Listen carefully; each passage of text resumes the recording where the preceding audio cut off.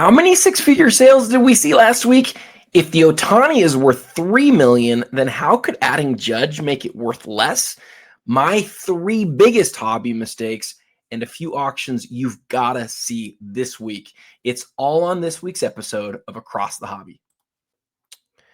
Yo, yo, yo, yo. Welcome to another episode of Across the Hobby. I hope you guys are doing well. I am back from New York. I had a couple of awesome days. To those of you who sent messages of well wishes, thank you. Congratulations, those types of things. Thank you, guys. It was a really neat experience for me. For those of you who haven't, who didn't hear from a previous episode, Jeremy Lee and I had the chance to travel to New York to do a live show with Joe Davis at the Fanatics headquarters, sort of in celebration for the big auction that they had. They had a massive auction with the Ohtani and Judge dual logoman autograph, both gold logoman, absolutely huge card, one of the most valuable modern baseball cards ever. But to be able to be there at Fanatics headquarters, to be joined by Joe Davis was really a crazy, surreal thing for me. Like I have these moments every now and then where I'm like, guys, just so you remember, I'm just a guy who collects cards, and I've decided to talk about it all the time. And somehow that has worked its way into having a few of these types of crazy things over the years. But sitting talking to Joe Davis, I'll just tell you guys, like, we got to ask him whatever we wanted to for like an hour. And if you haven't already watched it, go back and watch it. The stream is like 5 or 6 or 6.5 hours long. But about a half an hour in, Joe joins us, and we just got to ask him whatever we wanted. One of the questions I asked him, because he's the voice of the Dodgers, I asked him, I said, hey, in the world of card collecting, there are these two cards that are basically from the same brand for Shohei Ohtani. It's his Bowman Chrome where he's pitching and a Bowman Chrome where he's hitting.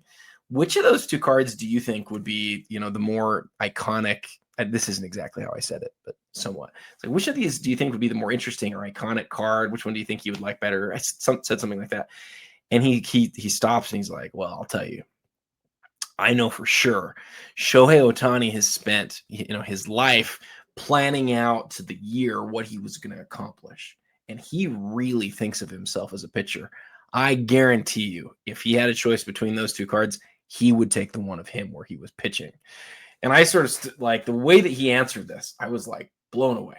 I felt like, man, maybe that could actually have an impact on how people think about the card. Now, maybe it doesn't. Maybe how Shohei Ohtani thinks about his cards just doesn't matter at all. And I'm not sure about that. But hearing it from Joe's voice, I was like, wow, this is so cool. So it was a dream come true. I know that sounds like hyperbole, but it really is to just have these types of instances where sports and cards are sort of brought together, and where I have like these little moments to be part of them. I don't have the biggest or greatest interest in meeting most players, but meeting Joe Davis was really cool. Like that's somebody who's more along. Like I thought that was really a neat experience for me. And so for those of you who watched it or came and were part of the live stream, thank you guys. Hope you guys had a really good time. Like I said, though, we've got so much stuff to cover this week, and we're going to start like we always do with the card ladder top 10 of last week, except for we're going to extend it a little bit, and I'll show you what I mean right now. So rather than hit the top 10, you're not going to believe how many six-figure sales we had last week across the whole hobby, not even including non-sports, just sports cards. We had 39 sales that were six figures or greater. In fact, we had so many that were even close that if you just took the ones that if you add like shipping or sales tax and that sort of stuff, you're going to have to add like another 7 or 8 cards to the list. So 39 was in the six figures, but there's a bunch that were just below it. This Judge I really thought would get there, given especially the big sale of the Superfractor from a few weeks ago. It's a Pop 2 blue, black label, 99,000. There's a bunch of these just past 100,000. Another Judge, this 86 Flair Jordan and SGC 98, the PSA 10 on the LeBron here, the Shohei, all within just like, look at all these 93,000s. There's just so many of them. You've got to go like rows and rows just to get below 90,000.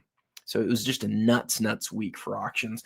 And the reason that I wanted to extend this past the top 10 is because in general this week, you've got so much because of the Fanatics premiere. The Fanatics premiere has really become this place where you see so many of these six-figure type items, especially more modern stuff, that I was like, okay, we have to like extend this a little bit higher than we normally do. So, but there's 39 cards that were over $100,000, and we're gonna look at each of them. And I think each of them, it tells an interesting story. I mean, just look at this first line, right? You've got Anthony Edwards' gold prism in a PSA 9. You've got maybe the rarest regular kaboom of Kobe Bryant, but it's in a PSA 10, low pop. Last time it sold for big bucks, it was a Beckett Black Label. This is a PSA 10, which outsold the Beckett. I think so outsold the Beckett Black Label. Luka's Blue Shimmer, numbered to 7. $102,000. Not as recognizable as the gold prism for sure, but it's a rarer piece, and there's not that many rarer pieces. That's a great card. I was really watching this LeBron, both because an individual friend of mine was selling this card, and also because I have the 1 of 3 copy. This one's a BGS 8.5. It's the 3 of 3. Mine's the 1 of 3 and is a PSA 6. Sold for $108,000. Again, this is the rarest solo Heat era logo man of LeBron James. And from the Heat era of LeBron James, I've always said the 2012 Gold Prism is one of the cards, like, really, of the whole Panini era. But outside of that card, I'm not sure there is a better LeBron card. Personally, I don't think there is. I think this is the second best card from the Heat era. Other people are going to say you're crazy. You should take the other Gold Prisms. And from a financial perspective, that's certainly true. But of all of his logo men, his Heat era logo men, that's my favorite because it is his rarest and it gives you the Hall foil. Sells for $108,000. Congrats to the seller and to the buyer on that. Caleb Williams' Nebula does 108. We talked about the Kaboom Scream being the highest graded as a PSA 8. I love the story there. Is basically that Panini really messed up on the centering on these. No golds have ever graded higher than an 8. So this is sort of like the max grade that you're probably ever going to get on one. And I think, although there's other images that are probably worth more or probably considered more iconic, I think the black outline here around Steph is just gorgeous. And I think it makes a lot of sense that it's as expensive as it is. $108,000. It was the number 1 of 10. MJ and LeBron does 108. Cooper Flag. This is the out of 25. The 1010 here does the heavy lifting. This is the orange refractor. Then we have the Michael Jordan, the BGS 9 bright blue signature on the 03 does 111. This is a really interesting Shohei. This is from 2013. He looks like he's about 7 years old in this picture. In all seriousness, he looks very young. But I hadn't seen this one before. It's numbered to 50, PSA 10, 111,000. And then pretty easily the priciest Vince Carter card ever. In fact, I'm going to show you guys exactly how rare this card, or exactly what his all-time list looks like here, because he's not the only person. Vince isn't the only guy who had an all-time record last week, guys. We're gonna get out of here. Let me show you guys this. Vince Carter. If you go to Card Ladder and just type in the name and then sort by price, you're gonna see it sells for almost $20,000 more than the dual Logoman auto with T-Mac that sold back in October. And that would still, I mean, even if this had sold for more, this would still be the highest solo card ever. You might remember this one. Jeremy and I covered this one live.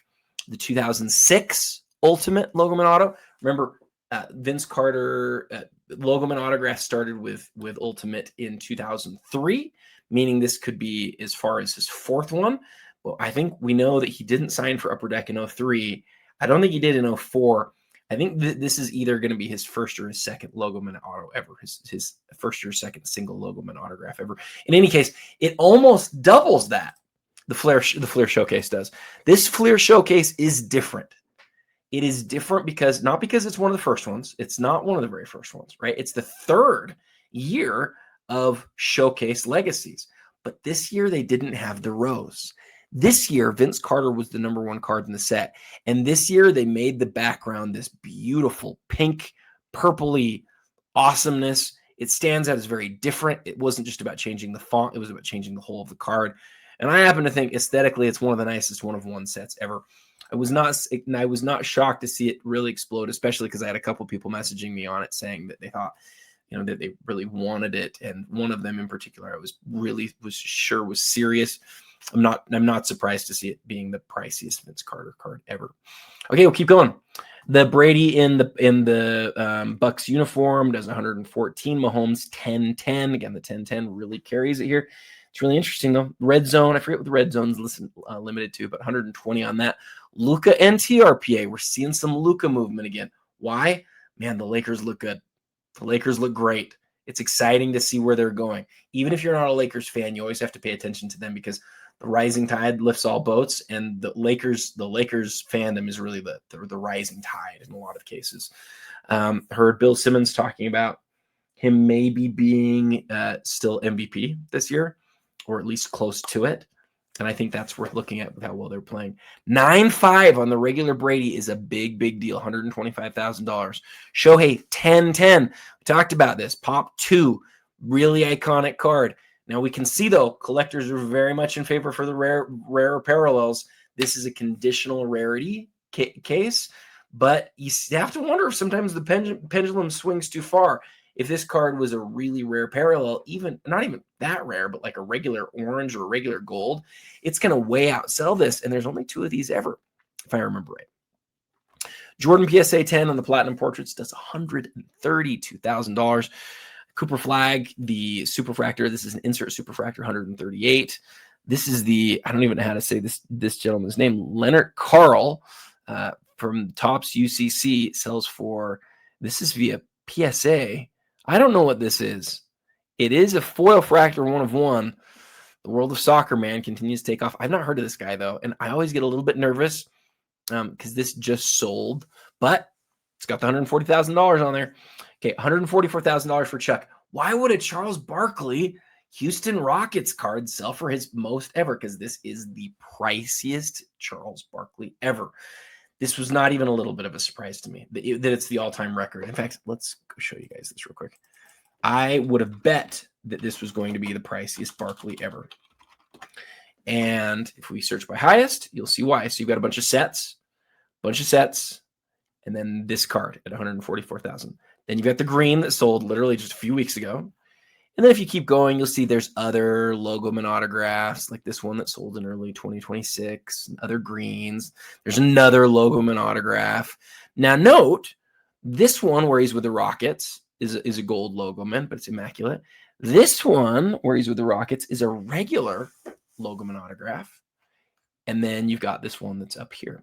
Okay, so this one sold for $144,000. And I previously said, guys, I think this is the best patch auto of Charles Barkley in the world. This one sold late last year. Well, if both of them are 1 of 1 game-used Logoman autographs of Charles Barkley, why would this one be 37 and this one be 144? Well, I don't know that 4x is an appropriate ratio. I do know that 3 months has gone by and the world's changed on these cards, so there's a good chance that this $37,000 copy is worth a lot more now. But I will say definitively that I think this is the better card. I think that because look at the really blue autograph here. I'm gonna let you see it. Okay, this is the one that just sold. And then look at this one here. You're gonna notice it's a little lighter. And the reason that makes me pause is that this is an acetate surface. Immaculate for years and years has produced, not since the beginning, but for years and years has produced their Logomans on an acetate surface. And especially when it's just a Logoman, I actually prefer it. I like the regular glossy, regular surface on when there's an autograph because it holds the autograph better. This is more of like a plastic. And you wonder as the years go by whether the autograph will stay on it as well. I'm not really worried about that at all with this card. And it already looks nicer. And everything else about the card, I think you could say is 6s, or you could say you like this image better. But look, people are like, why would you put him in a Rockets uniform? That question, I would argue, is lacking an understanding of where the patch comes from. That patch is from the 50th anniversary team, or 50th anniversary year. And during that year, he played with the Rockets. So if I was to look at this card and he was wearing a Suns uniform or a Sixers uniform and the Logoman was gold, I would literally just instantly say in my mind, why is that patch on that card? Doesn't make sense. It has to be with him as a Rocket. So if you consider a Logoman autograph to be like the highest of all thing that you can get for a player, and it's, I think, true for certain players especially like it's sort of obvious, like then then how do you then like how do you differentiate amongst those? Well, there's one logoman from this whole era of the 90s that really stands out above all others, and that's the gold. We've seen a couple for Chuck now, though. So why is this one such a big deal? As we talked about, like it's the autograph, the fact that it's sort of designed the way that it is. It's a higher end brand. It's probably the nicer looking card. And so all of those things combined together to me to sort of to be this thing. One of the things that I want to do some content on is, and it comes from this idea. Somebody asked me this question on a Twitter post recently. Said, could we like do something where we like rank for players like what their best cards should be ever? And what he was trying to say was like, how do I know whether it's going to be like a 1-of-1 Prism card or a Logoman Auto is going to be considered the best card ever? Part of me would say like you have to determine what you think. And these are always just my opinions, right? And so I think what I'd like to do on this piece of content that I'm thinking about coming up is like sort of take a few individual players and say, how do I think about that player's best card versus how do I think about that player's best card? Because what I said to that guy on that Twitter post, and I feel this way pretty strongly, there's not a universal way to determine a player's best card. Like you can't just say, well, the Prism Black's always better than the NT Logoman autograph. You can't always say the other either. You also can't say that if a player has a PMG green, that's always the best ever. Now, some people will say, yes, you can. That is the best card ever.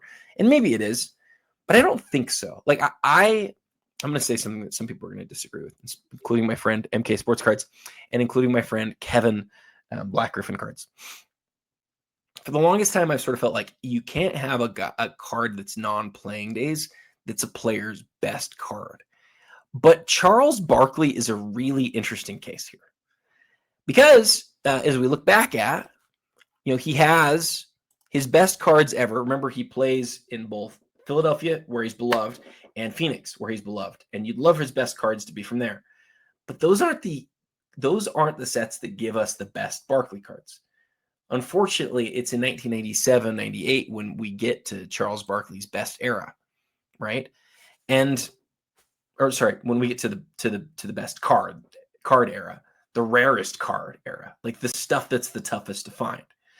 And at that point, he's with the Rockets, and he doesn't win a championship there, and he's a little bit older, maybe a little bit more overweight. He doesn't photograph as well, but you still get great cards, right? You still get this, and this is numbered to 10, and it's amazing. Ironically, I think there's a 97 green Barkley that's number 15 of 100. It's also green. I've never done the background on why that is, but in any case, this is certainly one of his best cards in existence. By the way, the number 1 card in the set. Really a great, great piece. So, but the question is, hey, Adam, what would you rather have? Would you rather have his PMG green or his Logoman autograph?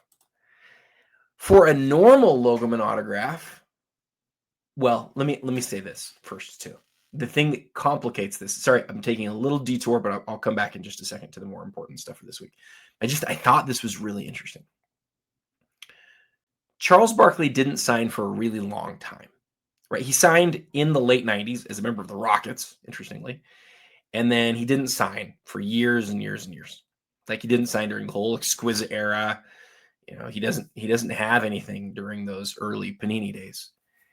And then here we go in the, years after, in like the early 2020s, he starts having a few other autographs and autograph patches. And he signs at least a few Logoman autographs. In fact, we know he signed at least a few because we've got 1, 2, 3, and that might be it.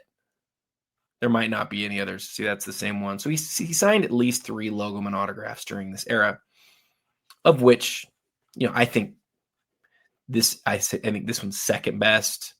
Although this one, even though I really like this one too, I like the gold on this. This one's better surface, horizontal, but regular. This one's gold, vertical, not as good a surface. I'd probably take this one over this one. Probably. I think it's really close, but I would take this one 2, take this one 3, and take this one 1. So he doesn't have any logoman during his during his Upper Deck era, like post playing Upper Deck era.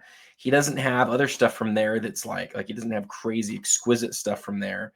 So you really have to fast forward all the way to the Panini era, like the later the 2020s, and you have to look at these cards and compare those to like the green and then the other one of ones like the 97 Ultra one of one and the 98 Gem Masters and the 99. When did he play to actually? Does he have a 99?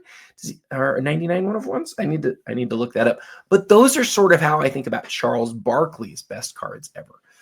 And then again, I think the question is, what would you rather have? Would you rather have this, the highest of all logoman autographs, where he only has a few logoman autographs in existence, or go back to like the green? I think it's a reasonable question, but I'm not surprised that this wins at all.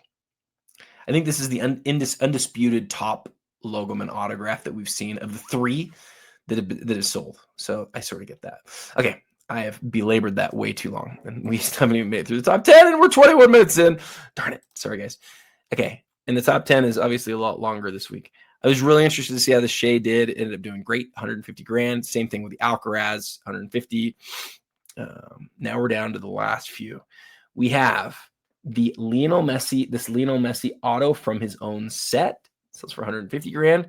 The Shohei 2018 Topps Transcendent Mega Box, 156 grand. The Cracked Ice out of 100, BGS 95 does 156. Shohei is nuclear right now, guys. Nuclear. The Black Label. So the question I asked is, what would you rather have, the Black Label or the gold? Not shocking to see the gold win, but the Black Label hung strong, and that feels good to be. Because although a lot of people don't love conditional rarity, like there's only 4, and this is really iconic. Really iconic. $162,000. This is an interesting comparison. Topps Chrome regular rookie, BGS 10 Black Label versus gold Bowman Chrome 1 of 50. PSA 10, 175. I think I'd rather have this one too. The Steph Curry and a PSA holder, 3-color, but not a super strong patch. Gold, parallel, number to 25, does 180. Now we're down to the last two, or the last, what are we, top 10 now. This is the top 10 of the week. Coming in at number 10, the Michael Jordan 2006 Exquisite 1 of 1 parallel at 186 grand. And then at number 9 and 7, 2 Luka RPAs. Both the Flawless, number to 5, and then the Flawless number to 2 championship tag. Now, this is so interesting. I'm gonna come at this from 2 different directions, and I think it should really make you think. Okay, I think it should really make you think. Okay, first I'm gonna come at this Luka. We're talking about this card right here. I'm gonna come at this Luka championship tag auto from a naysayer's perspective. Okay, are you ready? Here we go. So the thing about this card that you have to understand is that number 1 on there is from the back of the jersey, the championship tag, and Luka was never on a championship team in Dallas. Frankly, Luka's never been on a championship team, and one of the worries about him and his whole career is that he might not win championships. So how in the world would a tag that doesn't mean anything to Luka with an autograph, how in the world would that yield an over $200,000 price tag? Isn't that insane? Okay, that's take 1. Now here's take 2. Okay, so we've got to remember on this card, it's from 2018 and it's from Flawless, meaning these are the game used RPAs for Luka Doncic, right? So that's why this and this other one sold for huge money, is because they're game used RPAs. But this one isn't just a game used RPA; it's number 2. Now let me ask you this question. From this same set, the best part of the jersey, frankly, it's probably from the same jersey, is the Logoman, the game-worn Logoman RPA for Luka Doncic. That is one of the highest-selling cards in modern history.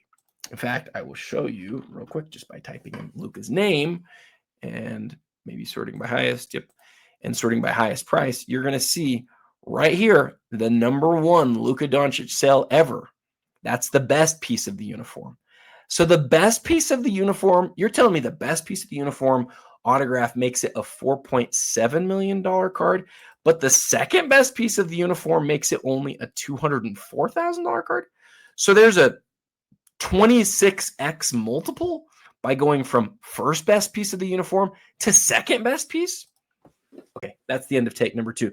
You see, depending on how you think about this card, about this piece, you can either make it feel on your own like it's one of the best deals ever, or like it's a terrible purchase. And I actually really like that about this card. You guys know, because I've talked about it incessantly, I think if I have a championship tag auto in my collection, that tag has to mean something. I have 2. I have Steph when it was number 3 before they won their 4 championships. And I have the Dwayne Wade that I've already told you guys about, that's number 3, where he's part of all 3 of those championships. And it's the Steph's the very first time they ever made champ tag autos, and the Wade is the first time Flawless ever made champ tag autos. So I have all these strong feelings about why the numbers on the tag matter for those 2 cards. And with this Luka, I don't like it. I don't like that at all. But I just freaking love that it's like one of his rarest game used RPAs in existence. And I love when you think about how expensive his Logoman auto was, and I get why it's as expensive as it is. I love when you think about that and you were to ask the question, well, what's his next best game used RPA? I think the answer very easily is this one. It's certainly the rarest, the best piece off of the uniform besides the logo. So super interesting. I think it's super interesting. Hopefully you guys like that. Let me know if you did. Give me a like if you did like that. If you didn't like it, leave me a comment. All right, guys. By the way, I don't know if I've told you guys this, but like when I ask you guys to like something and you do like it, I can't even tell you the difference that it makes in my overall numbers.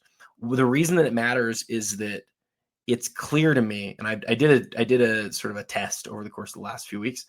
If I say, hey, hit that like button really early on, like in the first 15 seconds or whatever, the odds of you watching this is so much greater. Like the algorithm takes when you like something and it says, cool, I'm going to push this to you again. So if you like seeing me show up in your feed, like 100% hit the like button because it is making a huge difference. I only have a few thousand followers, but like a lot of these videos are getting viewed for 20, 30, 40 minutes on average.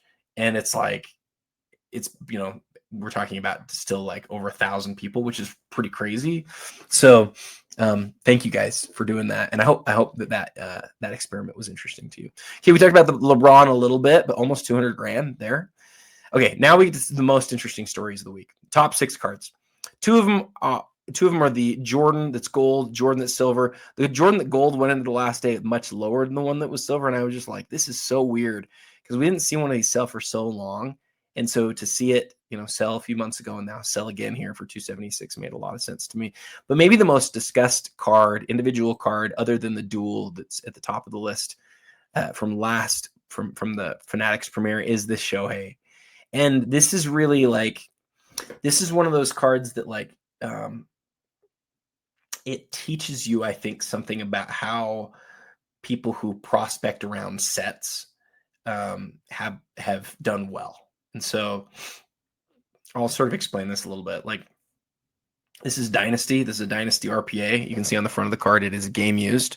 The back of the card confuses basketball collectors because it says something that's similar to the language that Panini uses when something is not from any sort of game used jersey. It's like the patch on this card is not from any specific, event or game or blah, blah, blah. And I think people read that and they're like, oh, this isn't game used. But it is game used. It was always designed to be game used, and it says it straight up right on the front of the card. This is game used memorabilia. The language on the back is sort of saying, we don't know exactly what game, or we're not going to tell you exactly what game this is from, but we can tell you that it is game used. Now, that's far better, in my humble opinion, than what basketball RPAs give us. Not including cards like this Luka, where we know like it's game used, right? Like we know it's game used. We don't have the date, but like we know it's game used. Frankly, this right here is similar to this. We know they're both game used. We don't know what game. The language is different, but it basically means the same thing. The reason that this was as discussed as it was is that Dynasty is going to be a basketball product soon. Like Cooper Flag is going to have a Dynasty RPA. Next year, AJ DeBansta is going to have a Dynasty RPA. And as basketball players get dynasty RPAs, and as we become better educated on that, and as Shohei Ohtani sort of spreads out, not just amongst baseball collectors. We've talked about this for years now, guys. We've literally been talking about this for years. He's the first baseball player in forever to sort of transcend this baseball sort of like web into like popular culture. But he's not even interesting. He's not even like, it doesn't matter. He is somebody who transcends into popular culture. It's so obvious, and it has been for years. The worry about the gambling thing or the injury, like those were sort of things where like, we're not sure. He's there. He's had some of the greatest single game and year-long performances we've ever seen in baseball. And so people are looking back at his rookies and saying, what's interesting that's out there? Well, if you're a basketball collector and you don't know about the lineage of like the Bowman Chrome first card and the Bowman Chrome rookie and some of those things, you're probably going to look at a card like this and go like, well, I think that's way cooler. Like, I think that's his best rookie. The question, of course, I think becomes, as basketball collectors and baseball collectors now are going to have the same things to choose from, do we still have a situation where basketball will take the RPA and baseball collectors will take the Bowman Chrome? And I don't know what the answer on that is. I do know that the basketball collectors are going to become very aware of what dynasty is. And they're going to have cards like this where they think, oh, Ohtani, that's interesting. They're going to have light bulbs go on like, hey. And I know this is happening right now. I know there are people right now who are like, you know what, a dynasty Ohtani would make a lot of sense in my collection as more of a long-term play. Do I know that these will increase in value? I don't, but I get the logic there. Spot on. It totally makes sense to me. So that you still need to make sure that your buy-in price is good. You're not paying way too much. But this card was $600 a few years ago. It's $216,000. Like we're talking about hundreds of multiples here, right? Like a 300x multiple, something crazy like that. It is, it's something to watch. We knew it would be big, and it was. Okay, I had a few people message me like, hey, Adam, how did you know this was going to sell for so much money, this Rodman?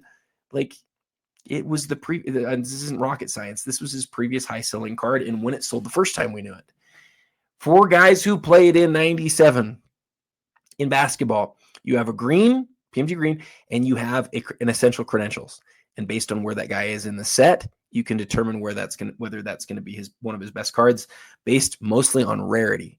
Rodman's not just based on rarity. It's a great image of him here, right? Great looking card, numbered to 5, one of the few that's ever been graded.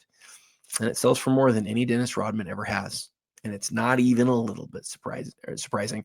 My friend MK Sports Cards, I saw him say something like this was his second best card in existence. He owns a green, and he might be right, except for when it sold next to each other in the past, this card has outsold the green. The green is obviously more recognizable, obviously more iconic. There are twice as many. So the question that I would ask for you guys in the chat is, what would you rather have, the Rodman green to 10 or the Rodman essential credentials to 5? It's a really tough choice. I think it's really close. I think MK is fine to make that case. I don't think it's not. I don't think it's like unreasonable. I don't think that. I obviously don't think it's unreasonable to say this is the best Rodman either, though. So huge card. And then we get to the top 2 of the week.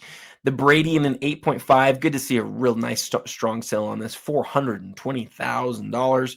And then the card of the week, obviously, the Shohei Judge dual autograph sells for a crazy $2.2 million. Now let's do this real quick. Let's get out of this. Let's sort just by highest price. And let's scroll down. Well, this is through all of the biggest sales ever. How many lines do we have to go to before we hit the Ohtani? Actually, let's look at just modern baseball. Highest modern baseball card ever right now is the Judge that sold just a couple weeks ago for $5.2 million. That's number 1. Card number 2 is going to be the Trout Super. So 2 supers lead us off. Card number 3 is going to be the Shohei regular Logoman autograph, gold Logoman autograph. It's from the same series, the same sort of card. And card number 4... Is it card number 4? And card number 4 is this. So before we get ahead of ourselves, This is the 4th highest selling modern baseball card in existence. What do you think about that? The other 3 are all solo cards. A super, and a logo and autograph. The top of the chain has been defined. You've got logo and autographs. You've got superfractor autographs. That's where you are. Those are the biggest cards. What if an Ohtani Bowman Chrome? What if the Ohtani Bowman Chrome autograph from 2018 was to sell? It would be higher than all of these. For sure. Okay. This is number 4, though, as it stands as far as public sales. That's not just auctions. It's all sales. Amongst all sales, it is the top 4 baseball card, modern baseball card. So let's get that out of the way before we hit the very next point, okay? Because the question that we have to ask is, and I will open up my Instagram to be able to show this to you quickly. The question that we have to ask is this. If Aaron Judge is one of the most collected players of all time, then why did he make this card worth less? That is the question. And it's a good question because Shohei's here, Shohei's here. Shohei's logo and auto's here, Shohei's logo and auto here. His autograph's here, his autograph's here. Heck, it's the same darn image of Shohei. Oh, no, it's not. It's slightly different. It's him looking up and to the left, but I think it's a slightly different image. I think there's a bat here, I think. Maybe I'm wrong. No, there is. There's a bat right there.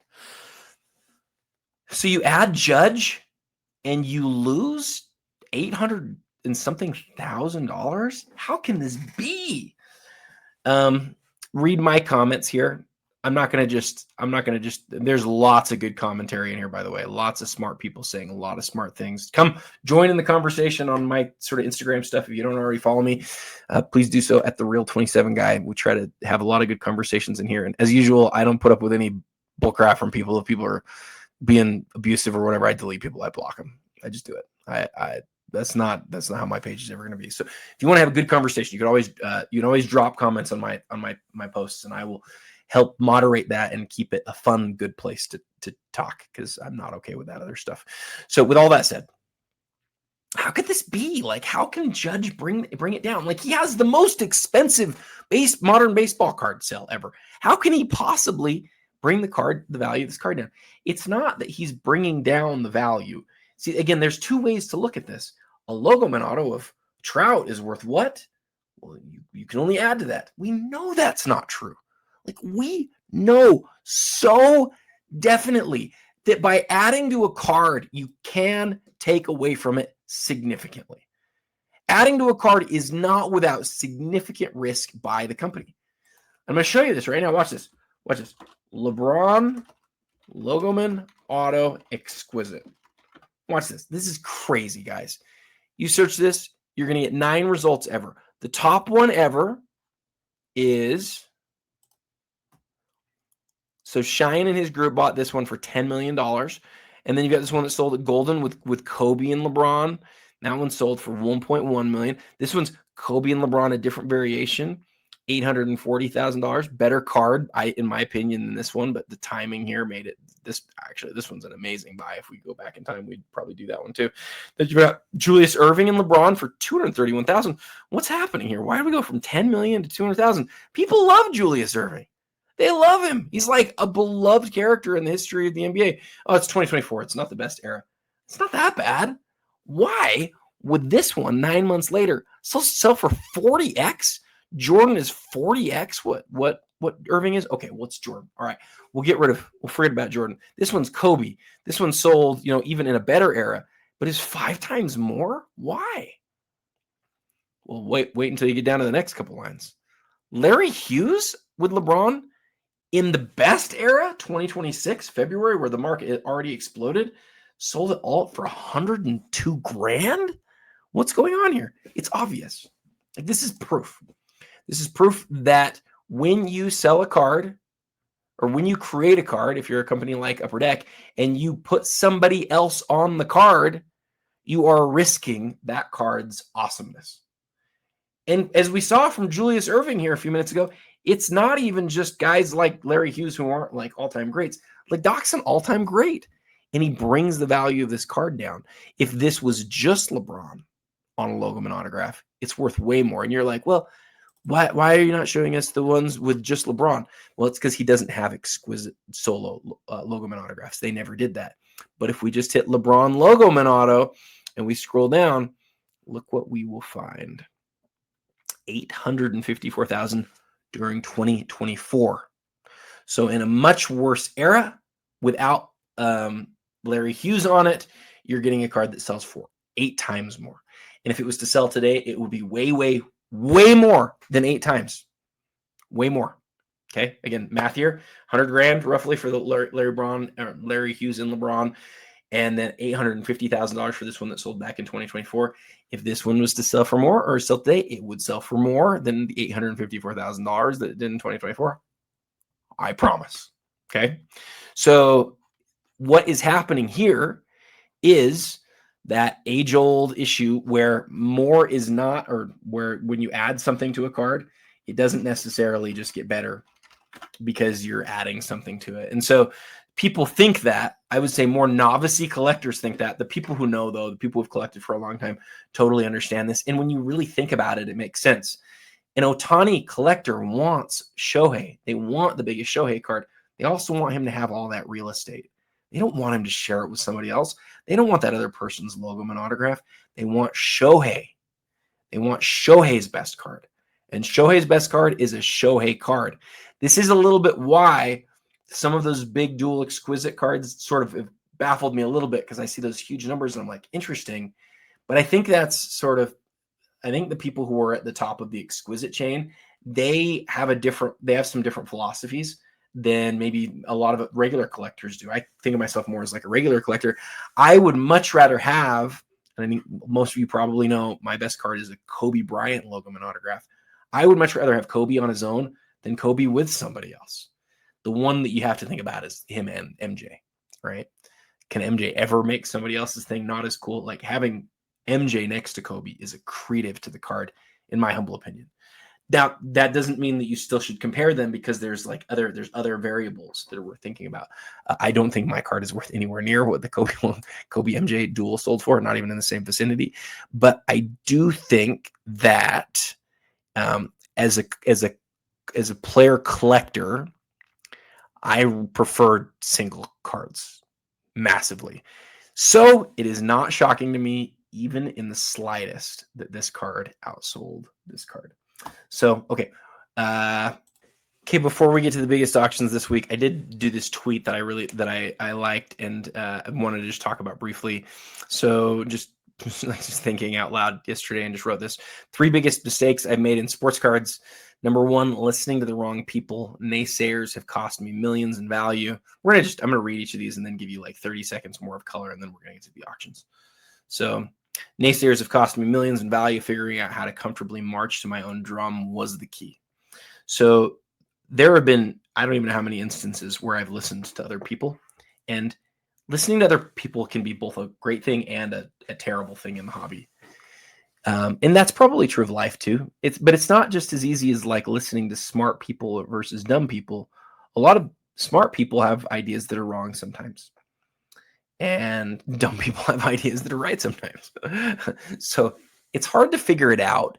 But the point that I was thinking about with this one is, there was a time in our history where a lot was made of any time somebody talked about something from the 90s, because there was clear manipulation around a lot of stuff in the 90s for a long time.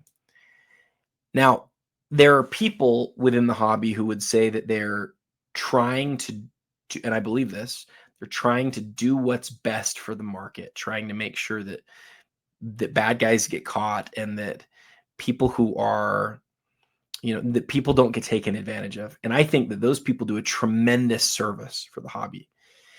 There are times, though, where in an effort to do the right thing, some people give advice that ends up being really harmful. And there are times where people act like they have great intentions, and they don't. People act like they're being like a protector of the hobby, and they aren't. You guys probably remember the card porn account. It's found that card porn was doing some really terrible things. But because he was somebody who was also doing a lot of things that from out the outside looked really good, like it was really noble. Some people would say that person or that account was like above reproach, or they wouldn't say that, but they would sort of think it like, oh, that guy's doing good things, we don't need to question him. You need to question everybody. Every man, woman, and child is capable of doing things that aren't good, and especially in our market, like that's something we should always be questioning.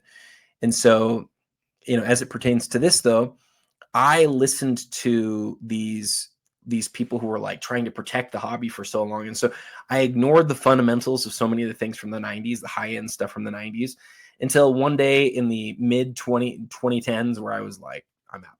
I'm not listening to them anymore. I've followed it enough and I've lost so much because there's so many cards along the way. It was like, you shouldn't buy this card. They're trying to drive it up. They're trying to do bad. They're trying to like manipulate this thing. And so I lost a lot by listening to people who were like, these are manipulators. There is manipulation, and you need to be super, super aware of it, and you need to be super careful with it. And I cannot be strong enough with you guys, especially those of you who are new collectors. You can't just look at transaction history and believe all of that stuff. There's so much art, that goes with the science here. You can't just look at comps and then go with that. A lot of people do, but that's how a lot of people get rich, is they create false comps and they go buy stuff before that. And it's just evil, bad, pumping and dumping and like trying to like manipulate everybody in the process. You can't do that. Okay. Don't do that. But for me, watching and trying to understand like how I really felt about cards, and then making my decisions, marching to my own drum is what I'm saying there, without listening to the noise. That was critical. That's been critical to me as I've tried to make the best decisions I can, and as I built my collection into what it is today. That was not 30 seconds. Sorry. Point number 2, grading all my key cards with BGS. I bought so many cards at the right time, but graded them with the wrong company. I just can't emphasize this any more than I am saying here. So I have a 2012 gold prism of Kobe Bryant that I bought on ComC in 2020 for like 17 grand, and the card is worth a lot today. And had I graded originally with PSA, it likely would have been a 10. It's got great subgrades and the card's just spotless, right? Likely would have been a 10, and it would have cost me a few $100 to get that card, to cross that card over today. First off, I don't know if it'll be a 10. Most cards that are even basically perfect, they're gold prisms, don't get graded a PSA 10, so it likely is not. And then number 2, I'm going to spend 5 figures to cross that card. I can't do that, especially because I'm not going to sell the card. I always thought that the strength of the BGS holder was really important. And like it's like one of those things where you could put it and like something could fall on it and the card would probably be okay. Whereas the PSA holder felt like it wasn't as nice. But what the PSA holder always did is it made the card easier to sort of see aesthetically, like see the details on the cards. And I wish I would have understood that, but I got it wrong. It's massively, massively got it wrong. And when I say it's cost me 7 figures in value, it has easily cost me 7 figures in value. I think I want to go back and grade my MJ PMG again and grade it with PSA. Imagine if that card was PSA 9. That card would be a 7-figure card as well. But it's a BGS 9. And so maybe it wouldn't have graded a PSA 9 in the first place. It might not have, but it's a really nice card. And I think if I was to get it crossed today, it's probably 7 or 7.5 with PSA. See, the thing is, it wasn't just that I would have saved or I would have like paid a lot less for it. Back in those days, PSA graded easier. And people don't talk about that openly, but it's true. And then point number 3, trying to please others. Buy what you want to buy, sell what you want to sell. Sometimes in the hobby, we unintentionally create groups or cliques that sort of aim to serve each other and help each other along the way. And it's good to have friendships. It's wonderful to have individual friendships. But in the process of like doing some of those things, you become part of groups where you're unable to make decisions on your own anymore. And I just tell you, like, don't do that. Make your own decisions. Make your own decisions. Do your own things. If you do that, I think it'll work out better for you. All right. Those are the 3, what did I call them? The 3 biggest mistakes that I have made in sports cards. Now let's look at the biggest cards that are ending this week across the hobby. I nearly forgot.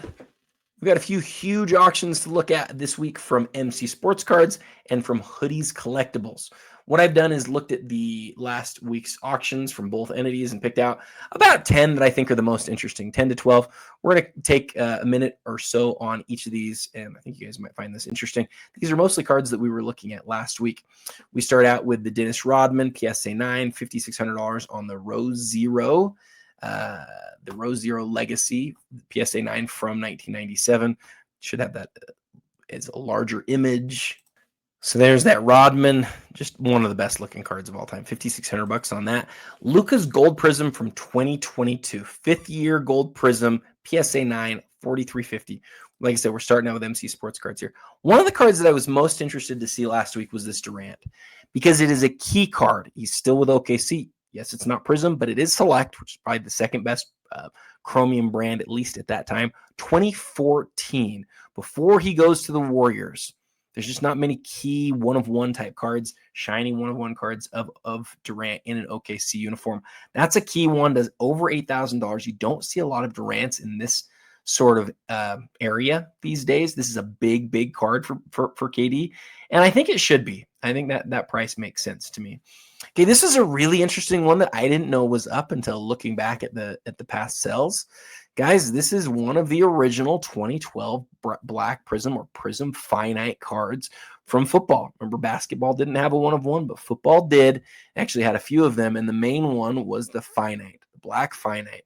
But Jermaine Gresham obviously is not the biggest name in the world. Card sells for $1,226. Still seems like a great deal, especially if you think about this being like one of the more iconic or difficult sets to ever have a card in. I think $1,200 for that seems like a good deal. Marcelo draws his own picture, or Roman Anthony does, and he draws the picture, and he gets $4,500 for that little stick figure, which is incredible. I didn't look to see what this actually sold for, but MC did a buy it now our best offer on this Olajuwon. It's from 2014, making it a third-year immaculate card. The sweeping holofoil is beautiful. The holofoil around the window is beautiful. Like I said, it's 2 out of 3. I just want to check it real quick and see what it actually sold for. Hakeem Logoman. This is one of the real benefits of Card Ladder. There you can see it. $9,200. So I had to buy it now on it of $10.90. Took quite a bit. It's almost 90% what somebody had to pay to be able to get that Olajuwon. And then this Admiral. Remember we looked at this Admiral last week, guys? So if we went David Robinson, 2004 limited logos. So same card. Did they make money? It's not. It sold for more. So this card sold in December for $1,750. Here it is again in May. So 5 months later, it's been to Fanatics Collect somewhere along the way and gotten the CGC authentication label. It is obviously the same card, and it sells for, like about 8% more, 7 or 8% more. After fees and expenses, it probably didn't cover the difference here. Probably lost $20 or something in the process. So now we know. Beautiful card, though. Beautiful card. Man, I love that piece. Okay, so that was David Robinson. Let's see. Okay, my Kobe. So you might remember I listed this one. It sold. And the Yahoo who bid on it didn't pay for it. It sold for almost $9,000. Didn't get paid for. I was so upset because I loved the sell at $8,900. I told you guys that, and it didn't get paid for. But it did get paid for the second time, $8,100. Again, it's his only playing days white sparkle card. This is one of the tougher cards that I had to let go for. For the card that I will be getting tomorrow, I have a card coming in the mail tomorrow, or maybe the next day, from MC Sports Cards that I have been waiting on for months now, literally months. I started thinking maybe I'll just pick it up at the National, but I finally paid it off today. It'll be here tomorrow or the next day, and I'm really excited about it. And then this Tracy McGrady from MC. It's not an autograph. It's just the gold. Remember, gold is expensive, but T-Mac one-of-ones, man. T-Mac has some real high-end collectors, $5,200 for a way post-playing days card. I was really interested to see this because MC also sold this Shohei PSA 9, really nice big autograph on this, but I don't know what it. Let's go see what Card Ladder tells us. Shohei Exquisite, $34,000. So the buy it now on it was $49,999. sold for less than 70% of that.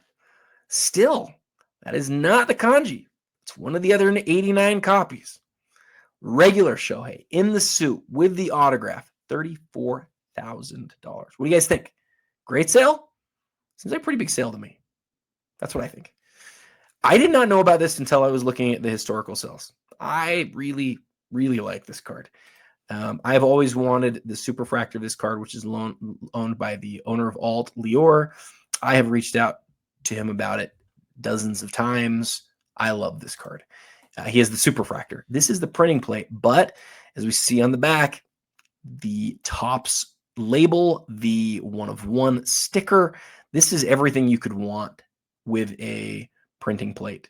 It's everything you could want. It's gradable.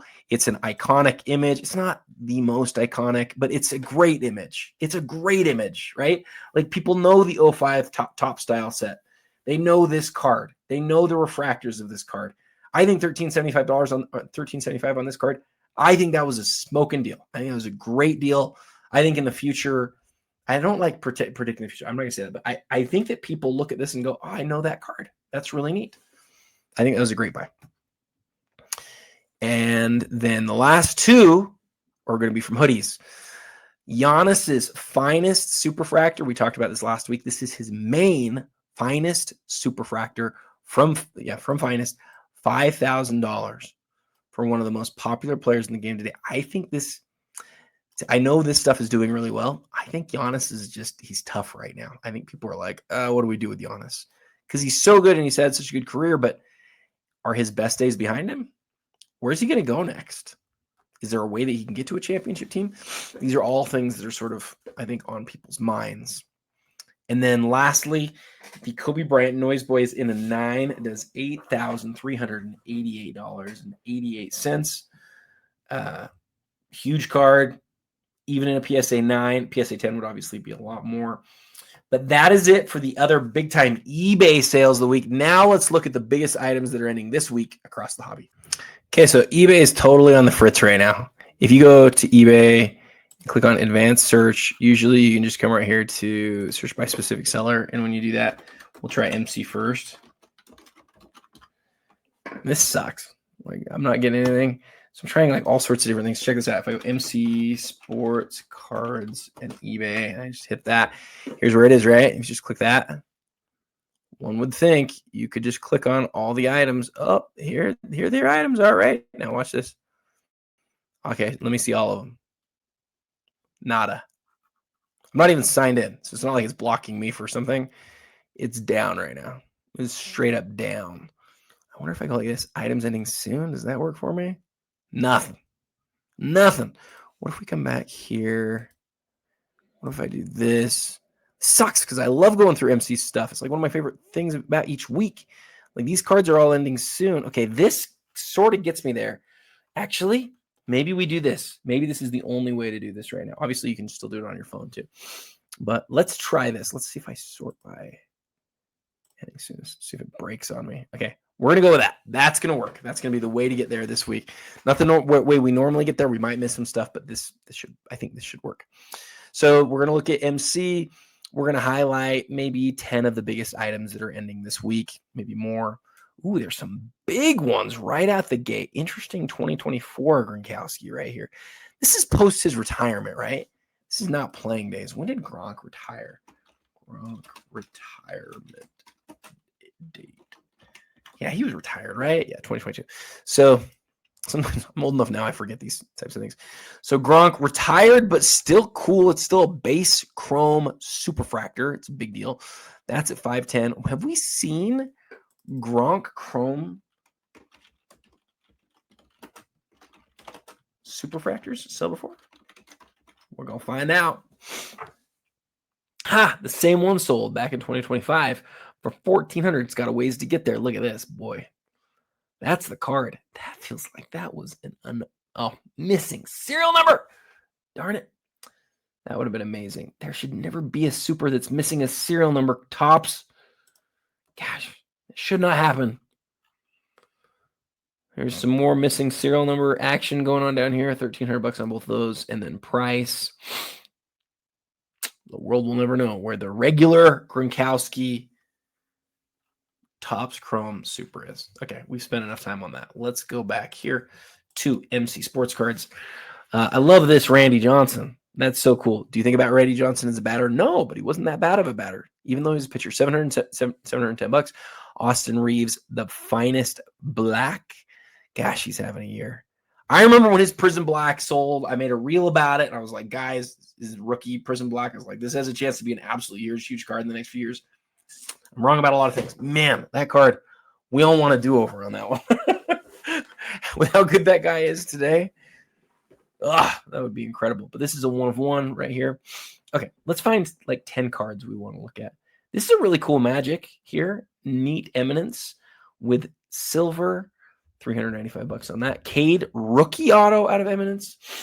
Shea autograph. I love this Michael Jordan. I actually do want to look at that one. We're going to break that one down for you guys. The Team Skybox Grant Hill at $22.47. Penny Hardaway's Rave. Don't see those very often. That is one of the most counterfeited sets out there. Regular cards are just so darn close to the parallel. John Elway Shield autograph. Is that game used? We're going to find out. I do not suspect that it is, but it could be. Could be wrong. Let's keep going here. Cooper Flag. Check out this 2013 Flawless. That is a really cool Larry Johnson. We'll take a good close look at that. Eminence Yao T-Mac duel. Ooh. Playmakers Theater Kevin Garnett. Let's look at this. Let's look at the stamp on that and see if we can gather any information. Remember, there's definitely not fakes. There's definitely post bankruptcy cards out there on that set. So you always need to look at it. A penny jersey from 97. Some really big Grant Hills in this auction and some really big Penny Hardaways. Those are two of the most popular players of the 90s, and they're all over this auction. Ryan Dunn, Logoman card. Steph Curry autograph. I love this Kobe card. I love it. We'll talk about it briefly. Personal touch. What does... Oh, look. LeBron James's favorite food? It's pizza. He says so here on this card. Michael Jordan, 93 refractor. PSA 9, 34.79. A gold. This is not the gold 24 karat gold, but it is still gold. Hey, isn't this the same Trout that we saw last week? Or was it up prior? Let's look and see if this is a realist. I really like this card, but I think it might have been up before. We'll take a close look at that one. Buzelis Prism Gold rookie, Jordan refractor in a PSA 10. Oh, Yegor Demon PSA 10. This is the Chrome refractor. Gold refractor autograph. PSA 10 on the LeBron. Wow, $3,000. I want to check the pop on that. I want to understand that one. Hank Aaron, check this one out. 57 with an autograph. Let's check the pop on that. He's got quite a bit of autographs, but it's still cool to see. This is a neat Trout. This is a really neat Trout. Let's compare that to the other one that we were just looking at. Look at the 3 colors here on the bird. That is unusual. I think that means it's probably from a warm-up. But you look it up and see if I'm right. Oh, it already says 7 days, which means I have already gone through everything, unless I haven't. I'm just missing it. Are these sorted? I was nervous to sort by anything because of the issues that eBay is having. But let's see if we can do that. Oh no, I am sorted by ending soonest. Okay, so we picked about 10 cards here. Let's go look at some of them. Okay, I wanted to look at this Jordan with you guys, and I wanted to do it through the lens of gem rate.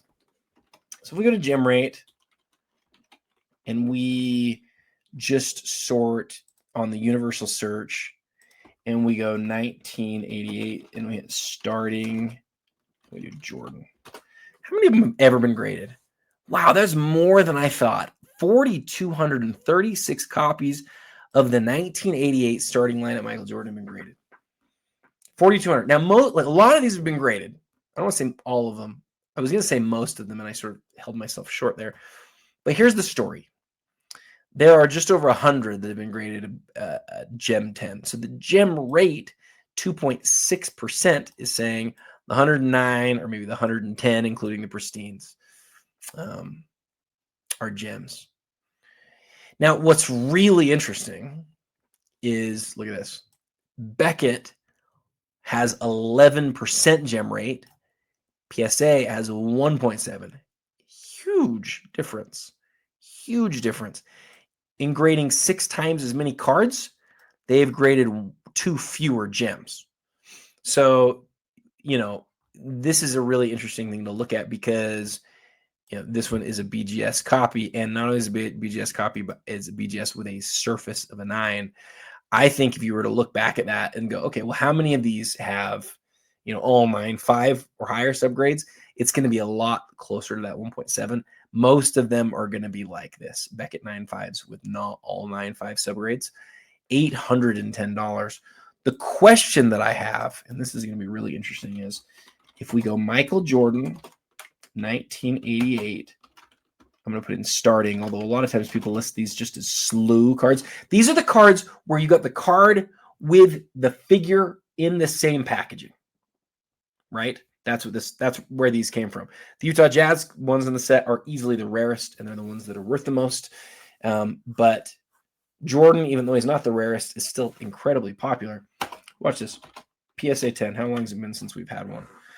With the word starting in the title, one sold, look at that, sold just 4 days ago. That's crazy.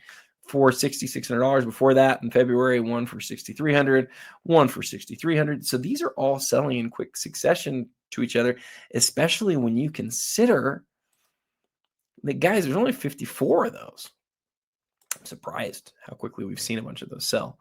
So now let's do the same thing, and let's just do BGS 9.5. You're going to see them selling, let's see, much less frequently. And it's because they're a lot less money. But again, from a gem rate perspective, they're easier to get. So think about it like this. From a gem rate perspective, it is much easier, at least historically, it's been much easier to get one of these than a PSA 10. But there's roughly the same number in existence. So if you just want a gem of this card, although this one might be 5 times easier to get historically from a rate perspective, it probably isn't anymore. They're actually not that much more common, and so they sell for about a third of the price instead of a fifth. So I think that's pretty interesting. You might not, but okay. The Elway, I'm suspecting this is not game used, but we have to look and see. It says the enclosed autograph memorabilia is not from any specific game or event. The autograph is guaranteed. But does it say game used on the front? I don't think it does, because I don't think Panini ever did that like Topps does. Yeah. So this is from like a Dick's Sporting Goods jersey, but still it is an Elway logoman or shield, not logoman, shield autograph. It has the number 7 inscribed, which is really cool. And I say here it is a Dick's Sporting Goods. That's sort of what people infer, but I guess we just don't know that. There's a chance it could be from a game used jersey. We just wouldn't know it. I don't know. Okay, and then this LJ, I want to just see this patch. Where is that from, do you guys think? It almost looked to me like the champion logo at the beginning. Check out the ring of holofoil here. And is it the 1 of 1? I think it is. Yeah, this is the 1 of 1. This sort of card you rarely see at auction. Larry Johnson's highly collected. Many people like him, and this is the 2nd year of Flawless. It's a really nice patch autograph. Should be a fun one to watch tonight. Okay, the Playmakers Theater. Take a close look at the serial number. You can see that the card is embossed. That is important. There were cards that were not embossed, but this one is. The card was graded not that long ago, but not that recently either. Nothing on the serial number jumps out like crazy to me, but you definitely want to be careful on 98. Playmakers Theater. Some people have sort of said, well, I'm just not going to trust anything unless it's a PSA holder.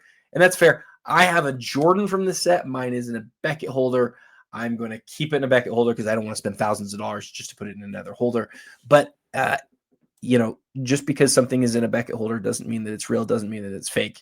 I would do my due diligence. I would look at the whole of the back, look at the slash, look at the numbers, look at the proximity from each other. I would do all of that sort of stuff.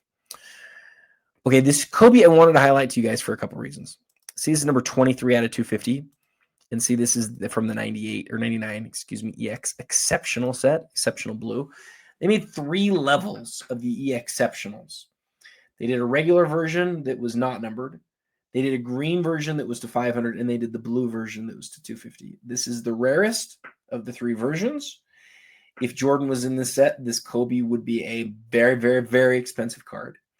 But what we've seen as time's gone by is that there's a lot of Kobe collectors that are after his really rare 90s stuff. Stuff that's like, you don't see it every day. I think this sort of fits that bill, especially when Jordan isn't in the set. I'm not saying that they're worth more than when Jordan's in the set. That's not even close to true. But I think people have sort of started doing more of these types of things. So this is a regular red. It sold for $400. Here's a green to 500, sold for $26.40. And then the blue, the PSA 9, sold the Fanatics Weekly. Interesting, just a few days ago for $3,600. So that card is the same grade as what we have here, a different holder. So it's got a ways to go to get there. See if it does, or see if it surpasses it. Mike Trout, we were going to look that one up. I'm going to keep going just because I'm so late. And then LeBron, I want to understand, because this feels like a big number to me, $3,000 for LeBron. But I could be wrong. I could be really, really, really, really wrong. Let's look at gem rate and just go 2003. What do you guys think that the top PSA 10 pop is on this card? I'm going to guess. So Steph Curry is like 380 or something. LeBron's going to be a lot more. I guess LeBron's 1,000. I guess there's 1,000 PSA 10s. 800 PSA 10s. 2003 LeBron tops.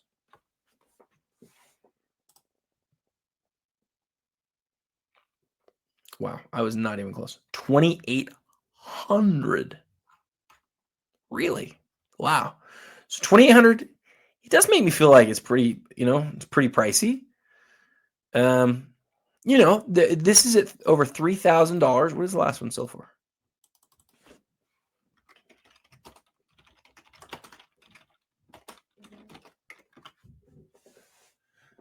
Last one sold for $2,900, $3,250. I mean, it's like right in line with what you would expect. $3,350, $3,100. These are all from like the last week. Like, that's a lot. To me, that's a lot. Think about it like this. This card is, let's see. Yeah, this card is like 9 times. There's 9 times the number of this card in the population as there is of Steph. And it sells for about 1/3 the price. I would expect a closer connection there. I would expect this is always why I come back to the top. Steph is such a big card.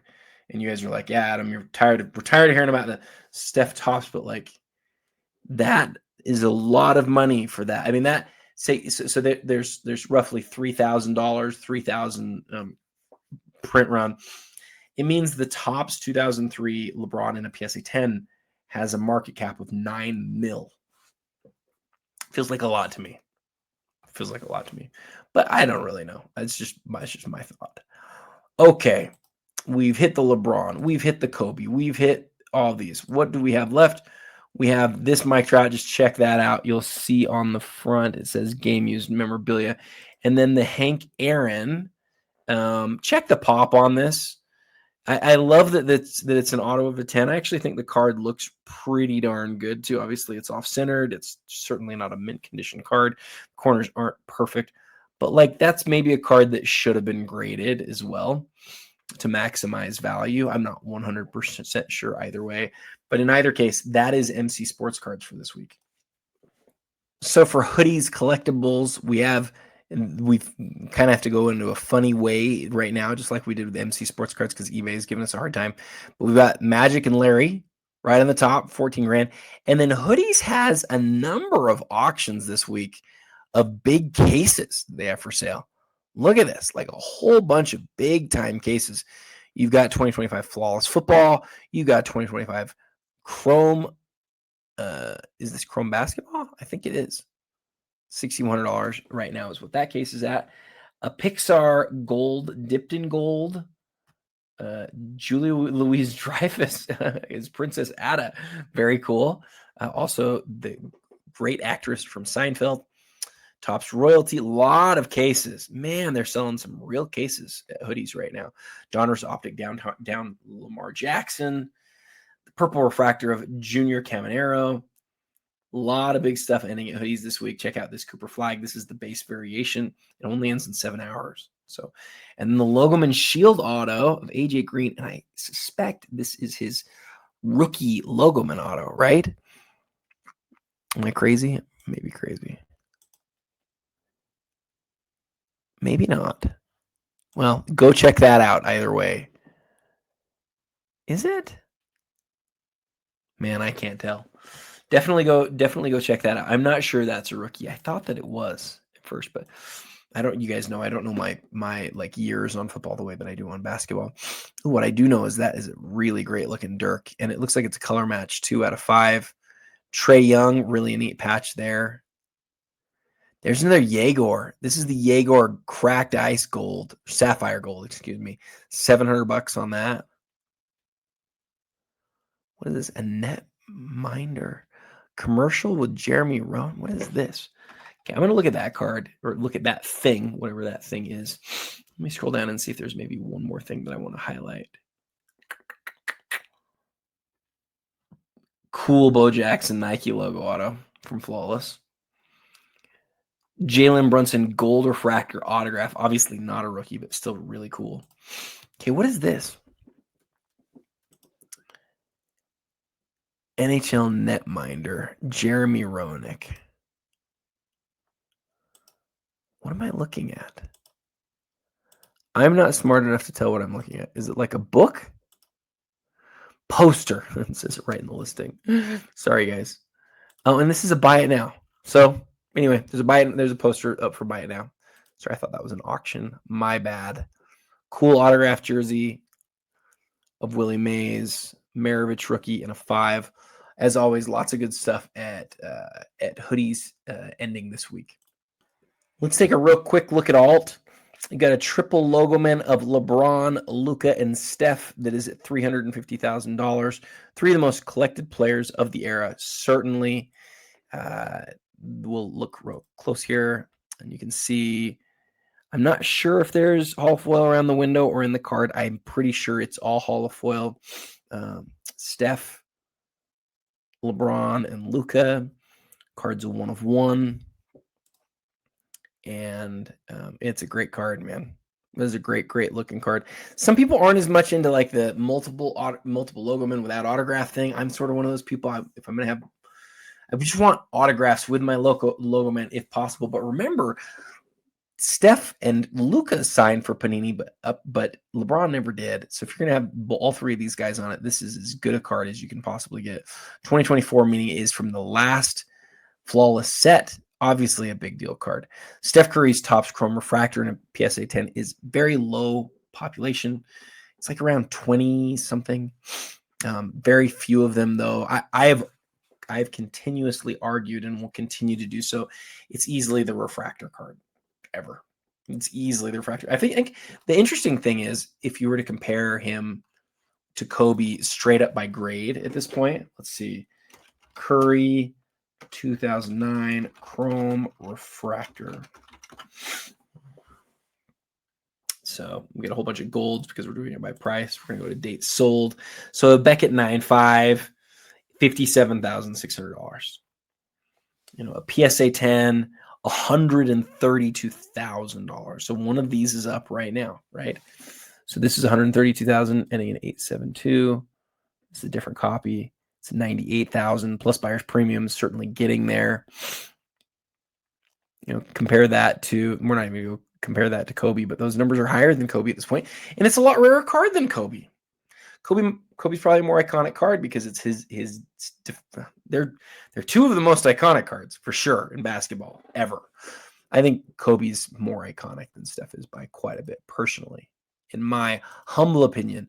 But that's the card for both guys. Okay, so we looked at, then there's a dual MJ LeBron. There is a green kaboom of Tyler Show. I don't even know how to say his name. Shea Gilgeous-Alexander. This is really interesting because this is the checkerboard. This is the autographed 1 of 1 out of Optic. But remember, the autograph 1/1 superfractor, or excuse me, optic gold vinyl recently sold just last week. It's like 150 grand. This, I would argue, is not nearly as good of a card, but it is a better grade by a long shot, right? In fact, let's do this. Watch this. Optic Shea. We do that, sort by highest price. We're going to see, there it is right on top. See how it's in an authentic grade, sold for 156,000 last year. Interesting. Sold for less this time. Wow. That's crazy to me. Man, after the season he's having, it sold for less with the market being up. Wild. This one sold for $48,000 again at Alt back in November. Yeah, again, I like this card more, but it is interesting. This one's a 10/10, and this one's just authentic. It's interesting, very interesting. So, and then the Brady Gold, we just saw a PSA 9 sell big time of that. I love the Jokic here. The white sparkle's a big deal. And the Kobe from the first year of NT is a real big deal. And then it's fun to see this set. My friend John, basketball card guy, is almost finished with this set, or he's at least getting there. Hope he doesn't need this one because boy, oh boy, is that expensive at this point. Okay, and we've sorted by just sports cards and Fanatics Collect. Thank you to my friend Jeremy Lee for teaching me how to do that rather than looking at all the non-sports stuff, which I think most of you don't care as much about. So Shohei's blue, BGS 9.5. We're talking about $110,000 at this point. Card's numbered at 150. Shohei has reached heights that we have never seen a baseball player get to in the sports card hobby. And it's crazy. And then 2 cards from 1997, the red Duncan in a 6, which is a big deal on that card, and an 8.5 on the Jordan. I love this Michael Jordan card here, but what would you rather have, that or the Duncan? I guess it depends on who you're talking to. I still think I'd take the Jordan, man. This is one of the best basketball cards ever made. Yes, the autograph version is the best version of it, but still the green version is better than the red Duncan too. The duel with Kobe, MJ, PSA 10's at 13.5. The LeBron James autograph is at 13 grand. We just saw a Michael Jordan of this exact same card here sell for like 90 grand. You got to wonder whether that has any influence on the Kobe. That would be worth watching. I would suggest you watch that. What is this? It's a plate / patch / autograph. It's an interesting way to use a plate for Shohei. It is from a Panini product, meaning it's not NBA or MLB licensed, but it is still a 2018. Really cool autograph, really cool patch of Shohei. A Kevin McGonigal. Tell me his name's really McGonigal. That's like straight up Harry Potter, Professor McGonagall, though that's not how you spell it. I'm not sure I'm saying his name right. I'm probably saying it wrong. I don't know how to say it, though. I need to learn. PSA 10, pop 1 of 5. A Jackie Robinson, obviously off-centered. While Jeremy and I were in New York, we got to see a PSA 9 copy of this at the Jackie Robinson Museum. It was so cool. Go check out that reel if you haven't already seen it. Mantle, PSA 8, $8,500. A couple of big SPX finites. You might look at these two and say, wait. How can Reggie be close to the price of Duncan? I'm telling you, Reggie Miller's rarest parallels never pop up for sale. Much like John Stockton, he's one of these guys who like had this beloved fan base. Most of the cards were sold to them. Like for Reggie, it wasn't just that the Indiana fans loved him and loved the Pacers. It's like he was the game, right? Like basketball is beloved in Indiana. And although Indiana has other professional sports teams, obviously, Reggie's stuff just does not pop up. So look at this. Let me show you guys this real quick. I think you'll find this to be really interesting. And I haven't checked this yet, but I think you'll find this interesting. Duncan Grand Finale 1997. That is not a 19, Adam. 1997 has all-time 20 sales. And in the last year, or between 25 and 26, it has sold 5 times. Okay? 5 times with 20 sales ever. Ready for this? Hope this works. That's what I'm talking about. Right there. So 3 versus 20. Reggie does have one from the last, it actually has 2 from the last year. But we're talking about a third of the number of sales from last year, and compared to ever, It's not even close, guys. Reggie Miller hadn't had one sell before May. He hadn't had one sell since November of 2019. It is a harder card to find for Reggie than it is for Tim Duncan, and it is not close. And that's what it comes down to. It's how hard it is to get the guy's card. Reggie Miller and Tim Duncan had the same key cards because before 1997, Reggie Miller had a total of how many serial number cards? Do you guys know? Do you know? Here's your trivia question. Before 97, 98, how many total serial numbered cards did Reggie Miller have ever? I think it's 4. The three cards from Showcase and then the one from Credentials. I think that's the whole list. So he has those cards from before Tim Duncan, and then Tim Duncan and Reggie Miller have all the same cards. But Adam, Duncan's rookie, and Dan Duncan's a better player. Yes, but Duncan pops up way, way more. But there's the same number. It doesn't matter how many there are. It matters how often you have the chance to actually get them. And where Reggie pops up less than an average of 1 per year, give me the Reggie. I know it's not what people would expect, but that's truly what I think. Okay. MJ sells for a lot here because it's a PSA 10. This one's a PSA 8.5 on the rookie. And then Shohei's green Topps Chrome, 7250. Booklet card, still a really cool booklet. Yamamoto and Shohei, number 3. Bobby Witt, the card that you all know and love. This is the gold, number 50, PSA 9. Ticket2.net, Kobe Bryant, one of the coolest inserts ever. No, that website does not work. It is numbered to 1,000. It is a PSA 10. It is currently at 6250. Another Witt in a blue, number to 150, PSA 10, 5250. Tom Brady, just the Bowman Chrome rookies of Tom Brady will never cease to amaze me. It's $5,250. You know, I want to check the pop on this. We're talking about, remember earlier with LeBron James, we said, ooh, what's the market cap on that? I want to know what the market cap is on Tom Brady, on his Bowman Chrome. So we're going to just do this very briefly. Remember, this is the number we're comparing it to. We're comparing apples to oranges here massively because LeBron was PSA 10. So you've got LeBron's the first variable, Topps is the second variable, and then PSA 10 is the third. I want to know, compare that to Tom Brady. This is a more iconic card for Brady. Way more iconic card for Brady. LeBron finished like 20-something on the 25 and 25 on that Topps card. But this is like a top 5 most iconic card of the 2000s. This Brady is. But it's Beckett. I'm going to look at I want to look at the market cap for Beckett 9.5s. We're just going to compare them, and then we can do what you guys can do whatever you want with that. So check this out. It was $9 million for LeBron, right? 3,000 times 3,000, roughly, back of the envelope math. But for Brady, it's 2,000 Bowman Chrome. I can spell promos.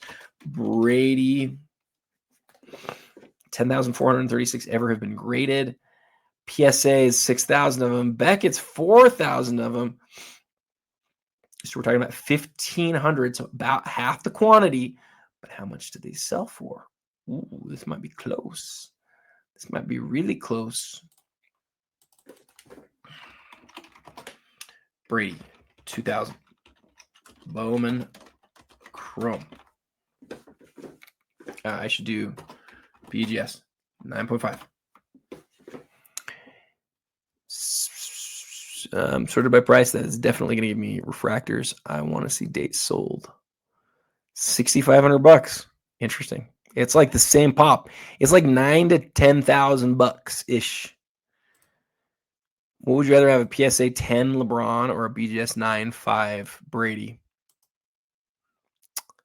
I would rather have the Brady.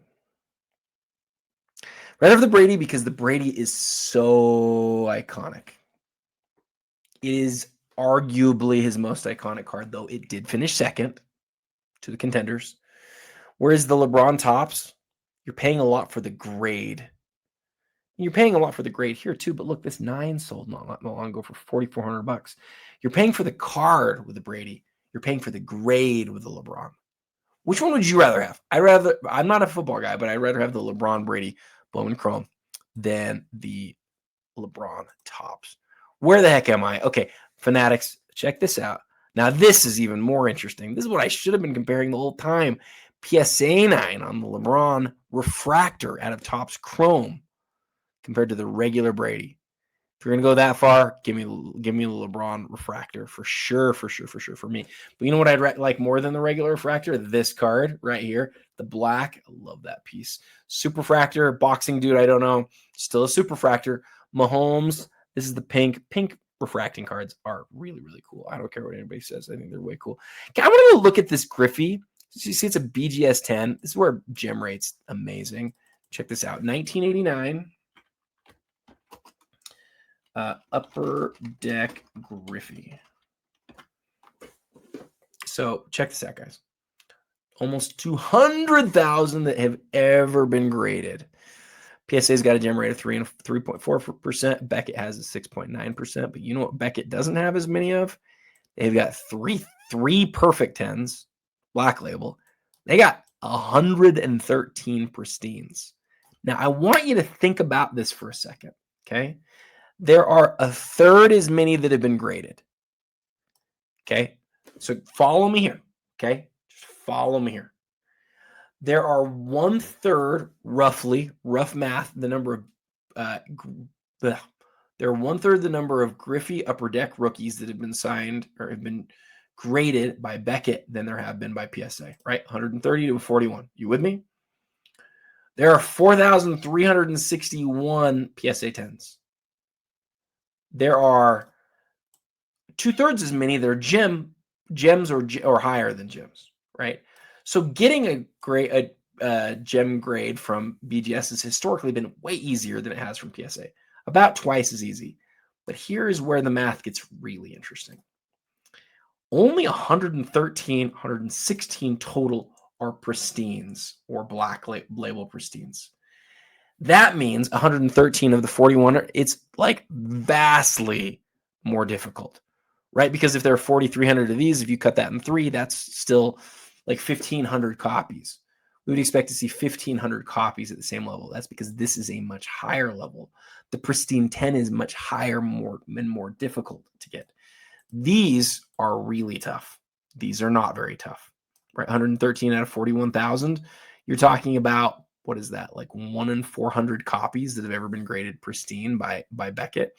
So with all of that said, what we have to do is we have to come back here and we just have to check real quick. 1989 Griffey Upper Deck BGS 10. Let's see how long it's been. This might take a while. Actually, it didn't take that long. There was a best offer that sold for $9,500. What about an auction? There's an auction, $9,300. Might be the same card actually because it's from Fanatics. Might just be a realist. Let's see, number 526. Is it a realist? It's not. It's not even a realist. That's crazy. 2 of them sell that quick. This is not that crazy. It's pretty crazy though. There's only 100 and something of them, and 2 of them in like the same month, or just outside of 2 months, or just outside of a month. Excuse me. So around $9,000. Cool card. All right, I love this LeBron. I've talked about it before. I think aesthetically, it's just amazing. Same can be said for this Kobe. Pop 1 of 6, PSA 9, far from 98, or excuse me, 99 in football. Superstar of Michael Jordan card has felt on the front of it. It's so cool looking. Steve Young. And then, yeah, I'm just going to be real. Like, I like this Tom Brady here so much more. Not even close. Not even in the same ballpark. I like this Tom Brady so much more than that Bowman Chrome that we were looking at. So much more than the regular Bowman card. To me, this is one of the best Tom Brady cards in the world, and it is 100% because of rarity. Because there's nothing incredibly aesthetic about a game card on the back of the card. This card came in packs, and if your guy won the Rookie of the Year, you could send the card in and get a free complete set of like this promotional set thing. I don't even remember exactly what it is. What I know is pulling one of these was a beast of anybody. You just never saw them come out of packs. They were like 1 in every 4 or 5 boxes. And so it's like it's a parallel, right? Doesn't have a number on it. It's like it's a parallel, and far fewer of these exist now than the other ones do. Look at this. So if you go to Card Ladder and you just type in Brady 2000 Bowman, actually, I'm not sure this captures all of them. But 106 sales ever. There actually was one back at 9.5. Whoa, this sold earlier this month. There was, holy smokes, there have been 3 others this year. That's crazy. Because the card doesn't usually move that much, but moved a bunch in the last couple of months.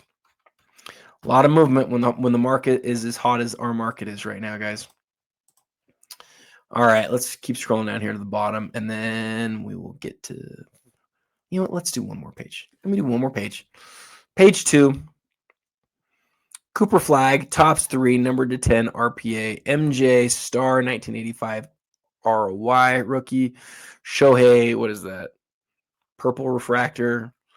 Let's see if there's anything else that really jumps out at us here as we scroll down. PSA 10 on the 98 Kobe refractor. This MJ is really tough. It did come with a peel, so it's peelless, but go look at the pop on that, especially in True Gem. Really tough, like crazy, crazy tough. I love this Jeter card here. We've seen it a few times over the years. Every time I see it, I think, oh my goodness, that thing's gorgeous. And okay, let's pause there on Fanatics. All right, guys, let's finish it off with Card Hobby. We're not going to do a top 5 this week. We're just looking through everything. I'll get back to doing that at some point. For whatever reason, I struggle to actually keep that in my mind as I'm going through everything. So we're going to look at the card hobby auctions that are ending this week, and we're sorted by highest to lowest, not just basketball, everything. But Card Hobby's like 90-something% basketball. Vast majority of the high end is basketball. And right out the gate, we have a Kobe card that I want to do some research on. So I want to check out this Kobe Bryant Eminence card right here. So we'll start with that. I want to look at this Kobe Bryant Finest card right here. I want to do some research on that. Let's take a look at this Victor Wembanyama rookie card. We might actually stop there. Those are 3 really cool options to be able to like dive into a little bit deeper. Let's keep scrolling for just a second. There's a Goodwin MJ. This Kobe, we saw this one that was up last week. I wonder if it just immediately got relisted or if it's a different copy. Jalen Brunson, Trae Young duels, really cool. KD USA cards, really cool.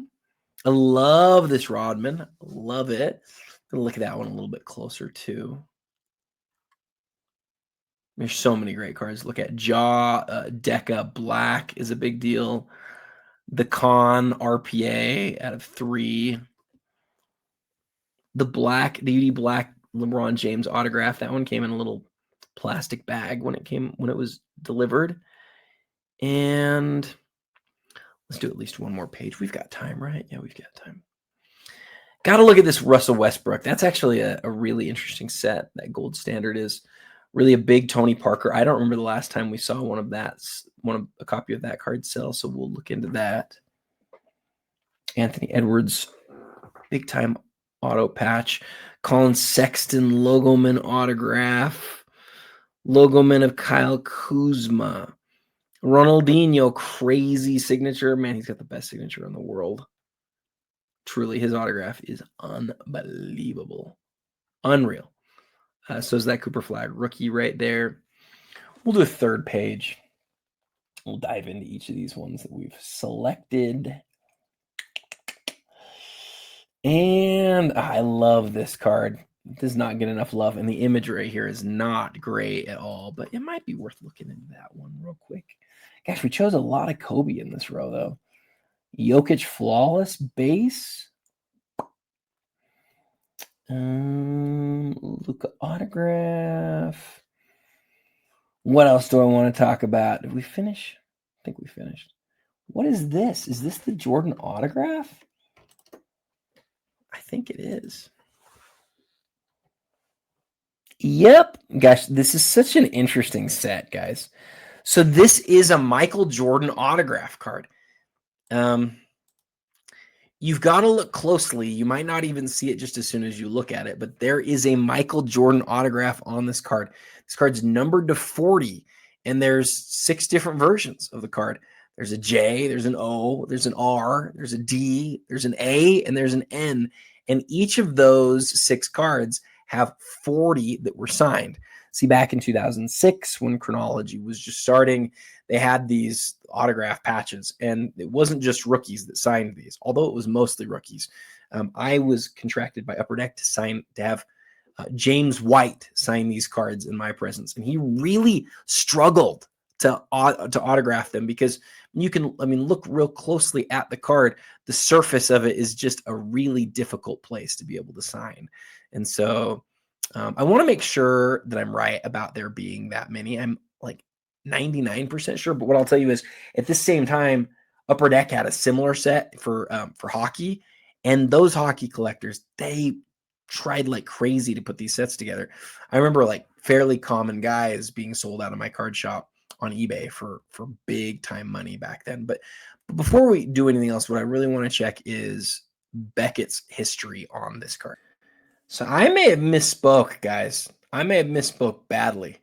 So check this card out. It had been a while since I'd seen one, but the way that these were produced, there was like a serial number and there was that many for each letter, but I'm not so sure that's right.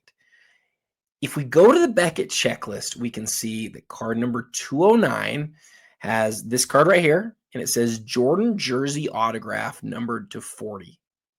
There's 40 serial number, there's 40 total numbered. And then if you scroll down, the only other 209 that's on here, here's the gold that's numbered to 10. But then how would you put together the whole group?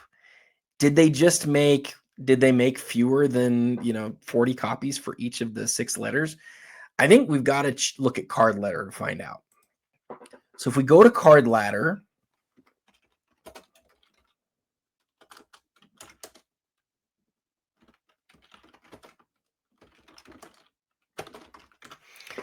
and type in 2006 chronology Jordan auto, look at this.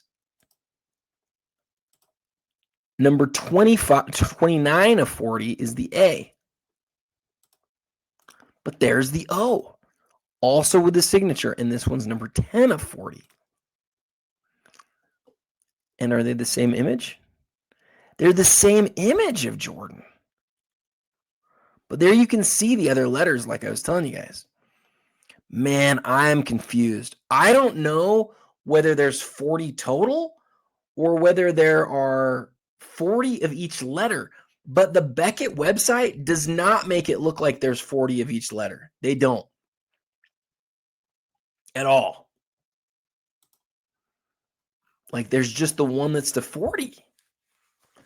Man, I'm confused. You guys got to help me out here. I don't know whether there's 40 of each letter or there's 40 total. It doesn't make sense to me because the Beckett checklist does not line up with my previous understanding. My previous understanding of this card was that each of the letters has their own number, right? So there's 40 J's, 40 O's, 40 R's, but that's not what the Beckett checklist says here. Let's try this. Chronology 209. Let's try this. Let's just copy this.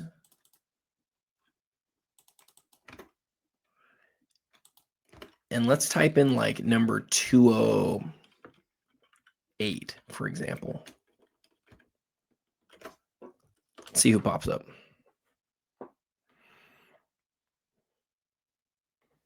Oh, I just put in number 209 again. Oops. 208 is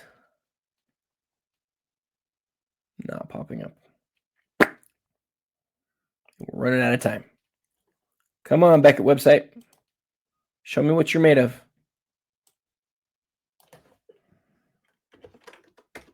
Fine, we'll try 210.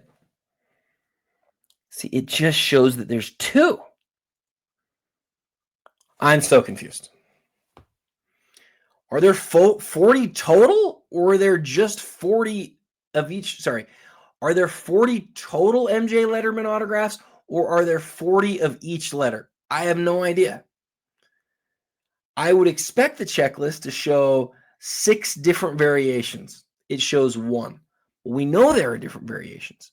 So did they just create 40 letters and then have them sign? I just don't know. I got to do some more research here. So we got to give it up to our friends at TCDB. That's tradingcarddatabase.com. If you go there, you will find 40 for each.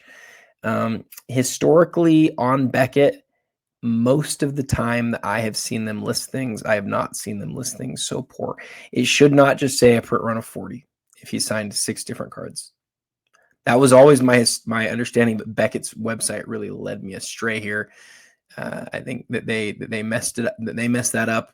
I'm gonna blame them fully. Bad job them. But you can see that we've got 40 here. The only thing that I'll say about that is we still have just a really low. If you come here, like we haven't seen some huge number of these cards, although they're hard to search. Like, do you list them by Letterman or Letterman patch? So like Jordan has 78 total chronology Jordan autographs ever. What if we just do Letterman? And in fact, we'll take out auto. We're at 23 options ever, and that includes far more. So let's do Michael Jordan. 14 ever? 14 ever. And he's got 240? Like, I don't understand that. 14 ever Letterman autographs of Michael Jordan, and he's got 240 total. I just don't get that, man. Like, I don't get that. I don't understand how that can be the case. But with that said, what you have to do to prove, like, is there a way we can prove there's 40 of each? Or is there a way we can prove that there's not 40 of each? One way you can prove that there might be 40 of each is if you can find multiple serial numbers with different patches. But like, is there a chance that there's 40 total across all the letters? The reason that I have to ask this is there are 14 sales ever on 240 cards. That's crazy. They just like never pop up. That was a fun exploration of what's going on there, but I still don't know. I'm still not convinced that there's really 240 copies across 6 different cards. I just don't know if that's actually true. Okay, let's stop there. I'd like to keep going, but I gotta look at some other things. Okay, so I've already looked at this. I want to look at this Kobe real quick. So I don't know what this set is called. These white cards with the black autograph of Kobe that people really love. But what I do know is if you go to check this out. If you go to Panini's website for checklists and you click on the main page, you can go to 2017 Kobe Eminence.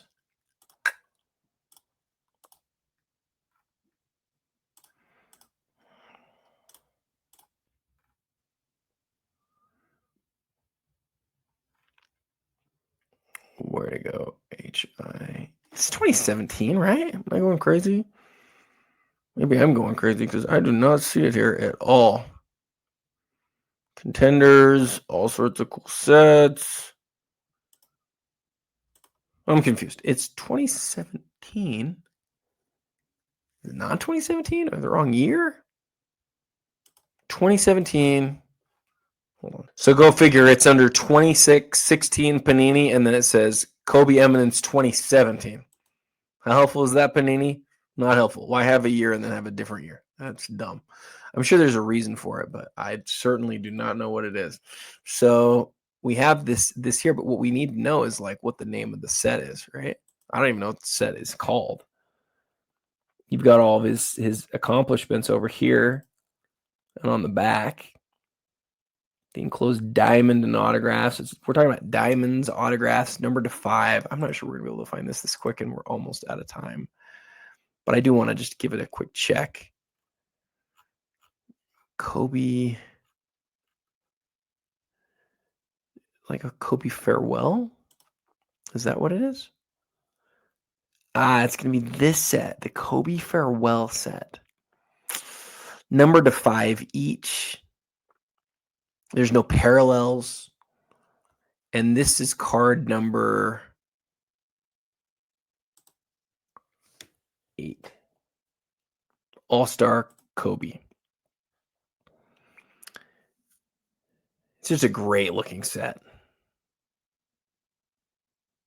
No parallels, all in black. You can see the autograph on this one's not great, unfortunately. It's got some issues there through the Kobe and through the Bryant. But other than that, the card is just gorgeous. You don't notice as much when you're far back, but when you zoom in, you certainly do. Okay, so there's that one. Okay, so this set is really an interesting one. 2005 Topps Finest is really considered like one of the best looking chromium sets ever. It's easy to see why. The ball up top, it's just a gorgeous looking design. So when you see a card like this, you go, okay, well, how big of a deal is that really? Well, this card is black, right? This is the black refractor, and it's a PSA 10. And if you look at the back of the card, you're going to see it's numbered out of 19. So where black for Panini has been a 1 of 1, for Topps, it's never been a 1 of 1. It's always been, a higher numbered card, but still one of the rarer of the parallels. So there's 19 of these. Well, how many different Kobe Bryants are there from 20? I guess there's 2 questions to ask. How many different parallels are there? And then how many different PSA 10s are there? And so there's a quick way to check both of those things. So if we go to Beckett, and where are you, Beckett? Did I save over it? No. We're going to come here and we're going to 2005 Finest Kobe.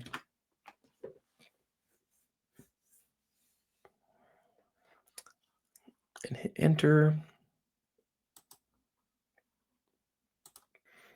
Okay, so if you go to Beckett and you type in 2005 Finest Kobe number 33, you get 23 different cards that pop up. But that doesn't mean there's 23 real different variations. You can see there's first 4 of the first 5 are these printing plates. You have the base card, you have the refractor, the black refractor. There's the black refractor out of 19. You get the gold, the green, the red, the white, and there's all these 1 of 1s: white, superfractor, the superfractor black, superfractor gold, superfractor green, the red, the white, the X fractor, the black X fractor that's numbered in 9.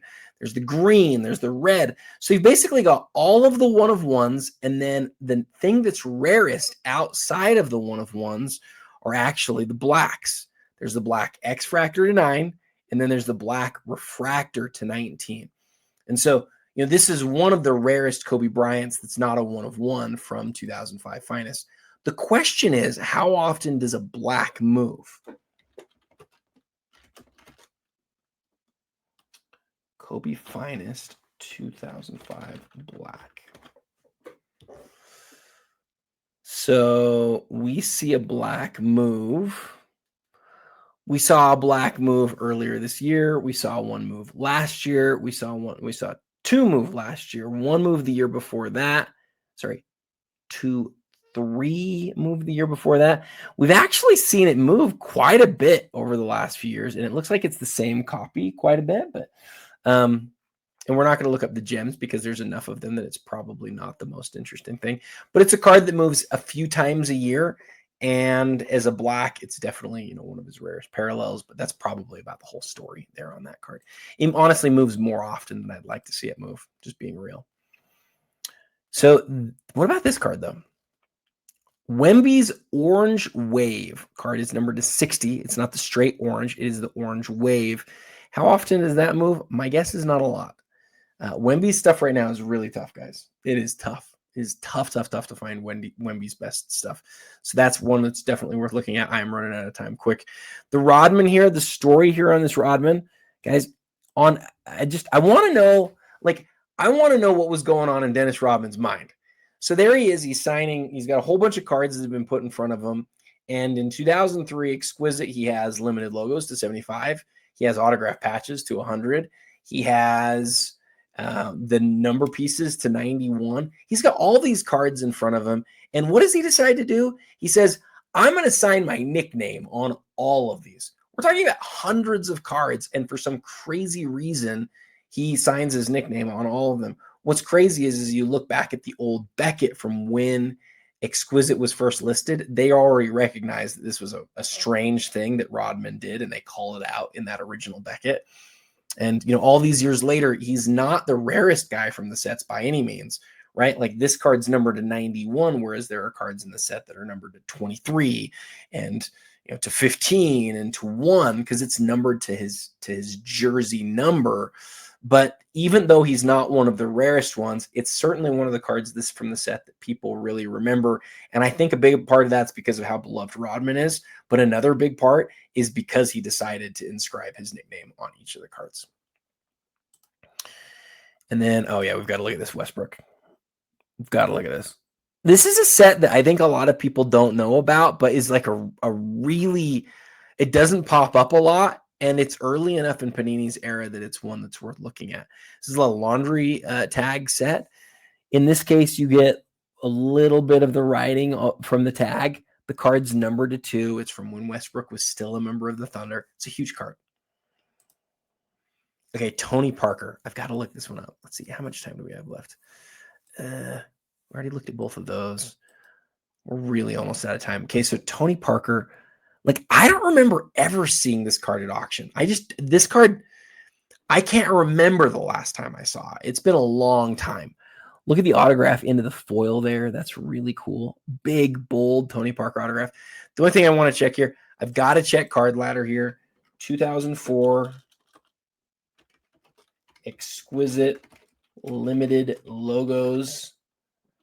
Tony Parker. Oh my goodness. Card's only been sold 13 times ever. The last 2 are the exact same copy, both from 2025. I bet this is the same one again. Let's see. Maybe I'm wrong. It is the same one again, guys. Check this out. Look at that patch. Look at that patch. And here we are again. People think when they look at the quantity of times that something's sold that they just assume that they're unique copies, and it almost is never the case. And Exquisite shows that off better than anybody. Look at this. Here it is again. It used to be in an 8.5 holder. The card is numbered 50 of 50. There it is, 50 of 50. So of the 13 times that this card has ever sold, 1, 2, 3, we don't have images for the other ones. At least 3 are that same one.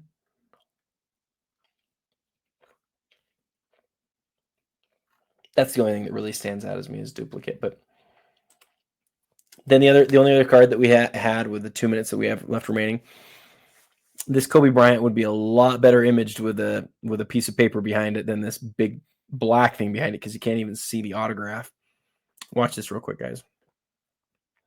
On my other screen here, I'm going to go to PSA. We're going to really be right up against the 2 hours this time. And I'm going to type in this cert number. And the cert number is 11929. 0911.